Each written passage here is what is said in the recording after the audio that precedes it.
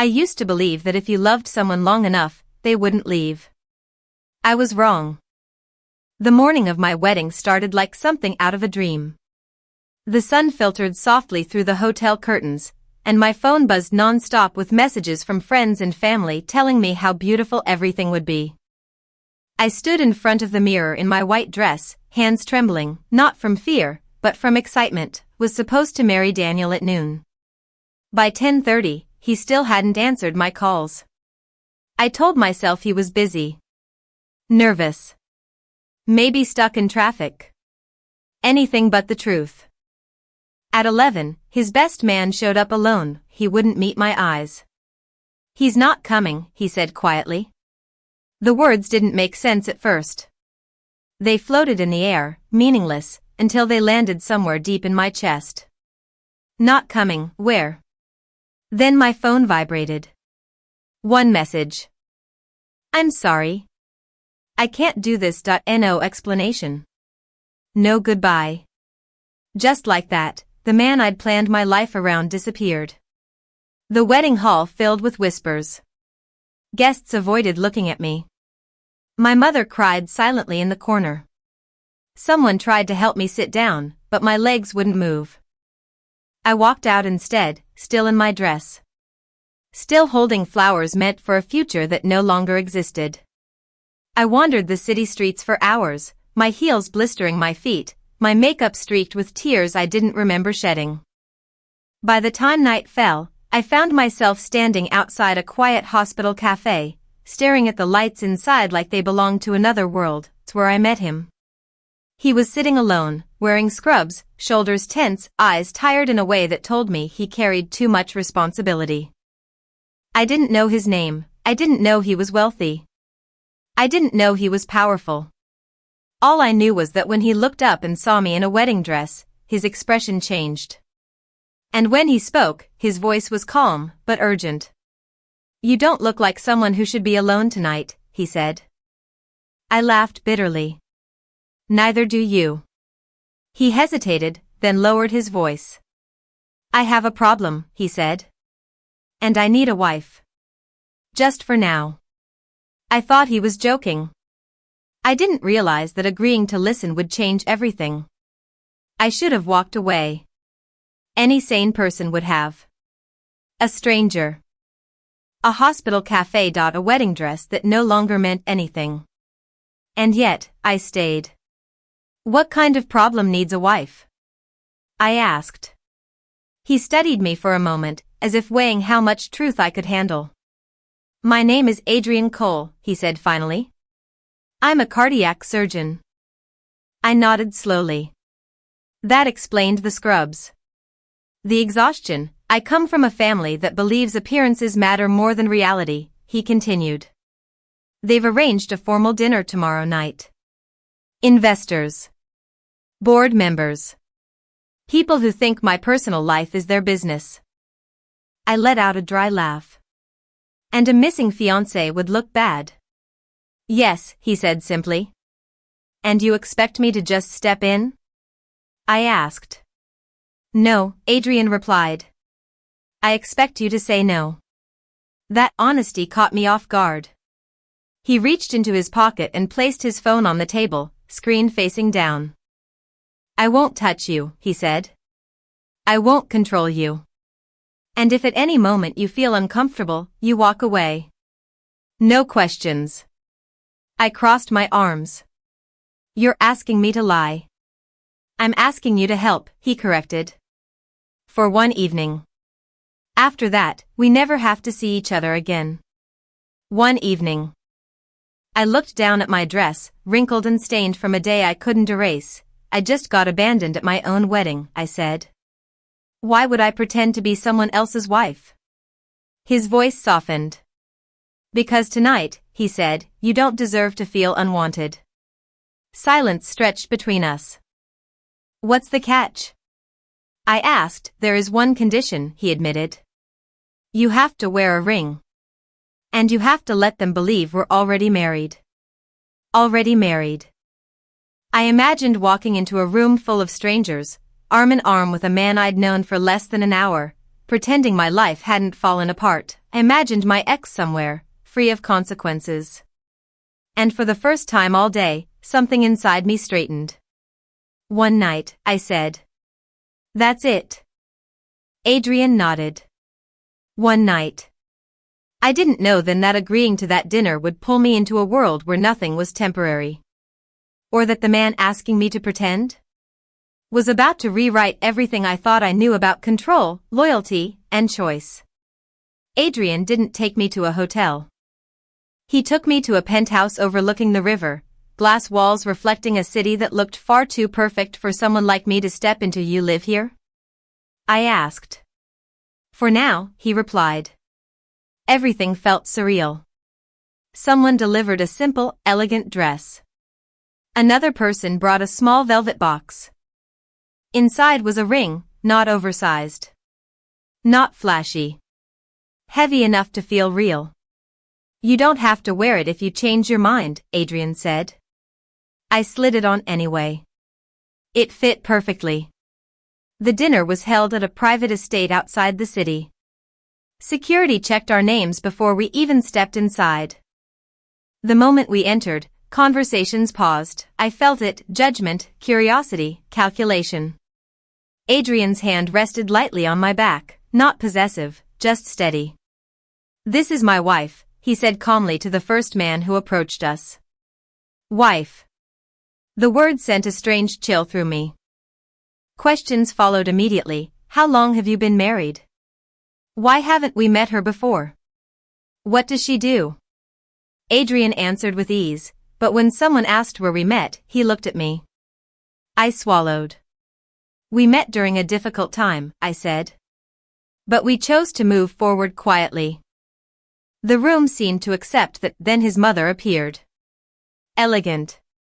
Cold. Impeccably dressed. She looked at me the way people inspect art they're considering buying. "So you're the woman who convinced my son to settle down," she said.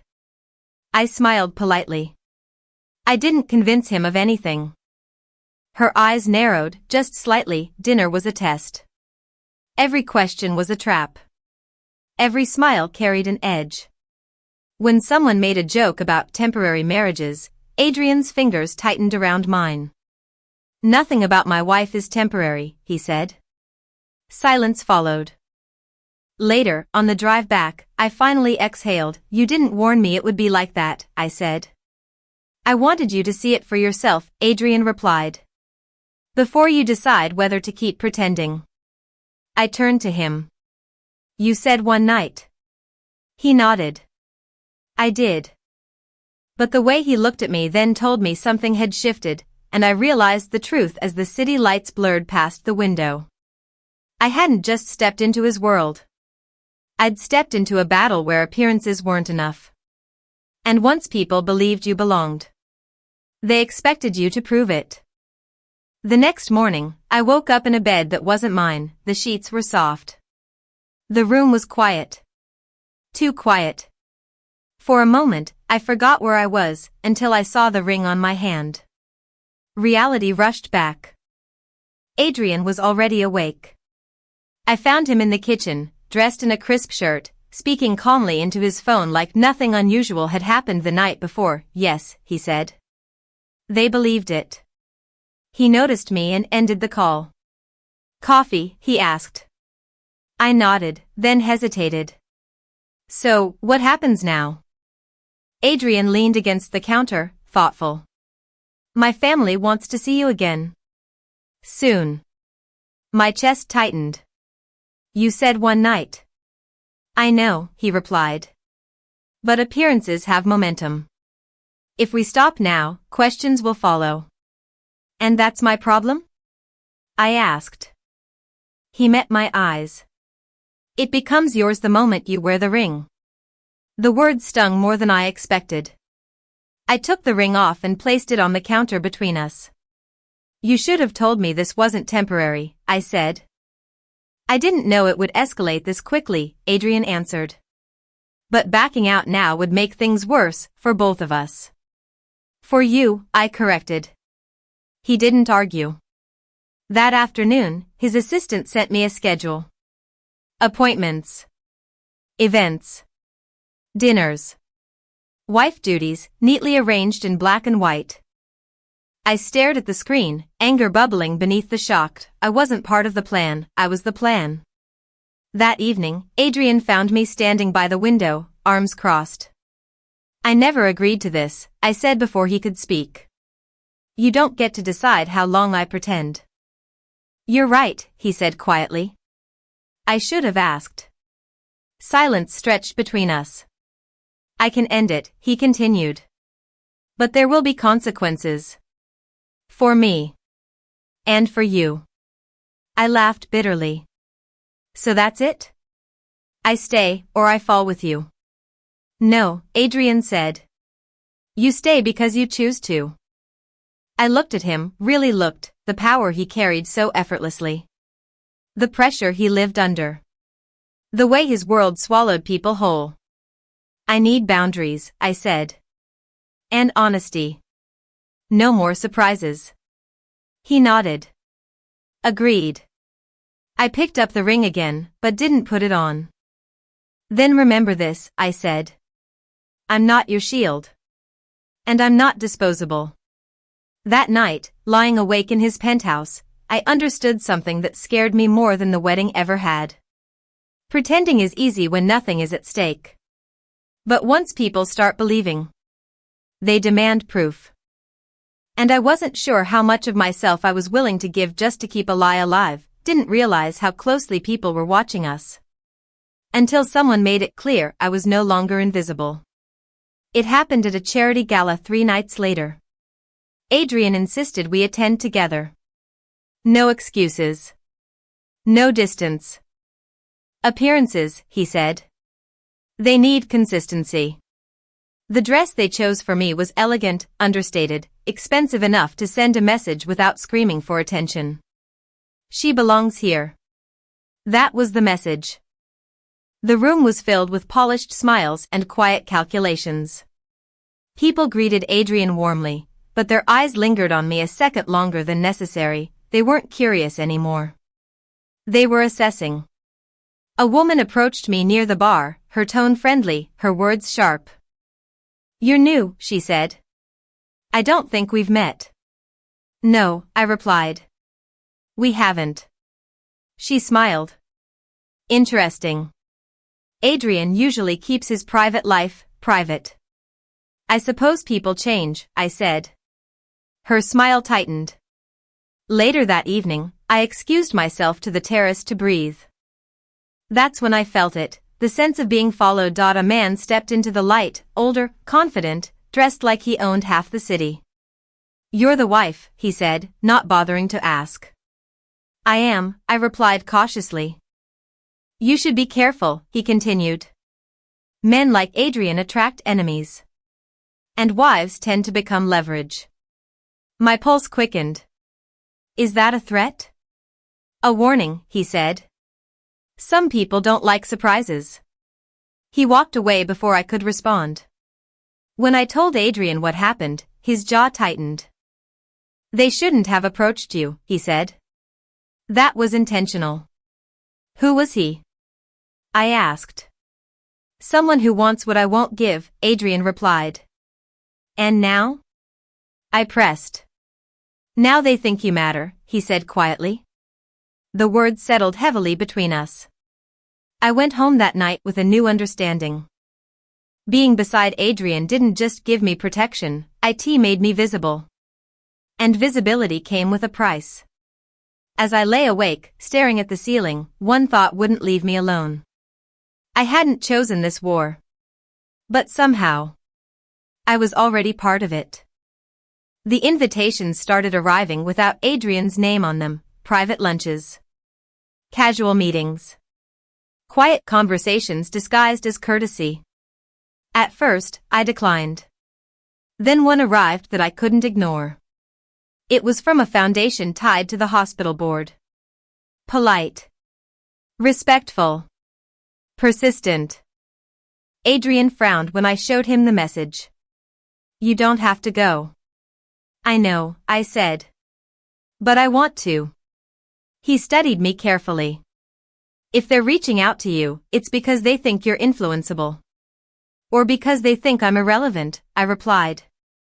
Either way, I'd rather hear it directly. The lunch was held at a private club overlooking the city. The woman across from me spoke gently, as if we were old friends. You've made quite an impression, she said. People are curious about you. Curiosity can be dangerous, I replied lightly. She smiled. Only when it's ignored. She didn't waste time. We know Adrian makes difficult decisions, she said. And sometimes, wives help soften those choices. I felt my spine straighten. You want me to persuade him, I said. Guide him, she corrected. For everyone's benefit. And mine? I asked. She slid a folder across the table. Inside were opportunities. Grants. Positions. A future I hadn't known was available to someone like me. All I had to do was whisper at the right time. I closed the folder. I won't be used as a message, I said calmly. Her expression cooled. Careful. Refusing influence is still a decision. I stood up. So is integrity, I replied. When I told Adrian what happened, he didn't interrupt. When I finished, he exhaled slowly. I didn't expect them to move this fast, he admitted. Neither did I said. But now we know. Are you angry? He asked. No, I said honestly. I'm awake. That night, for the first time since this began, I didn't feel like a passenger in someone else's life. I felt like a variable they couldn't predict. And that scared them. Which meant I was finally doing something right. Once I understood how they moved, everything became clearer.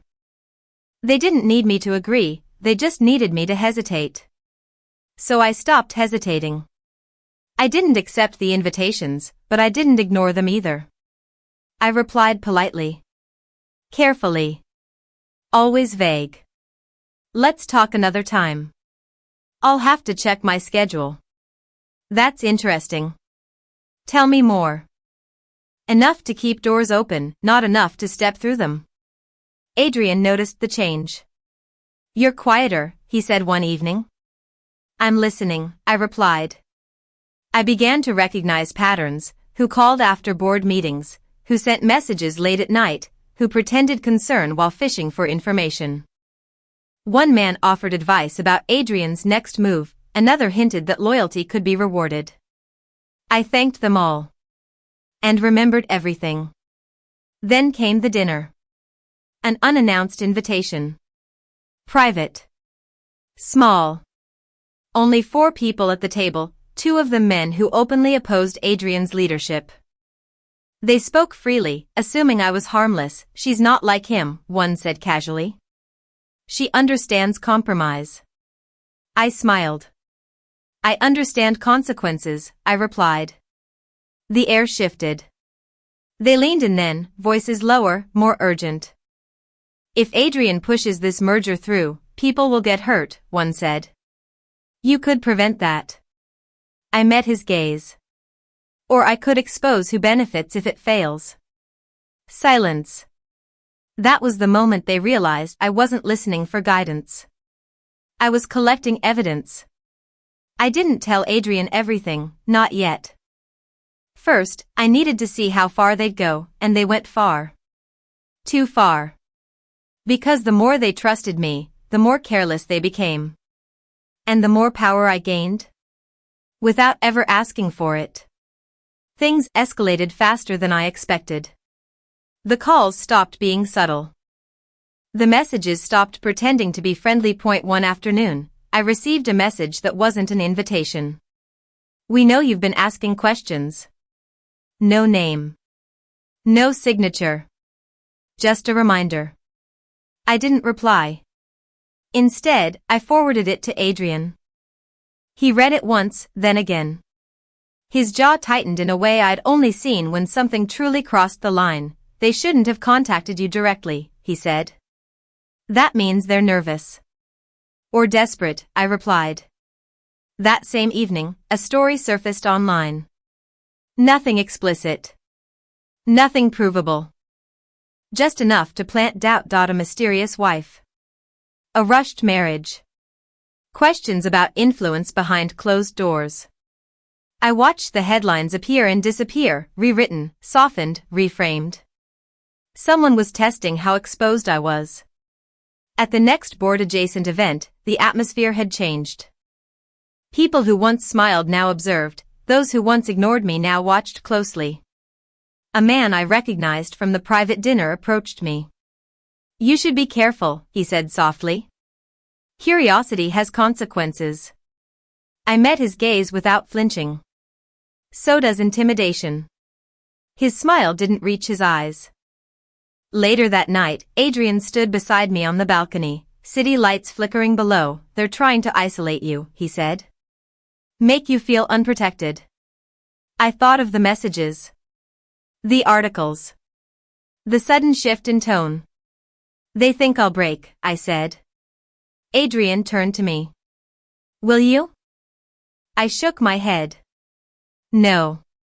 But they don't know that yet." He was quiet for a long moment. "You don't have to do this," he said. "I can shut it down." I looked at him then, really looked. This wasn't just his fight anymore. If I stepped back now, they'd learn a lesson: pressure works. If we stop, I said slowly, they win. And they'll try again. With someone else. Adrian nodded. "Then we do this properly," he said. That night, I made a decision I couldn't undo. I stopped reacting. I started preparing.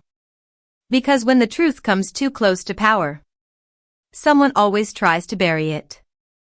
And this time, I wasn't going to let that someone be me. The fallout didn't happen all at once. It never does. There were meetings behind closed doors. Resignations disguised as personal decisions.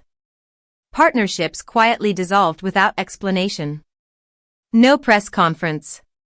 No dramatic apologies. Just a careful reshuffling of power. The people who had tried to use me stopped calling. The messages disappeared. The invitations dried up.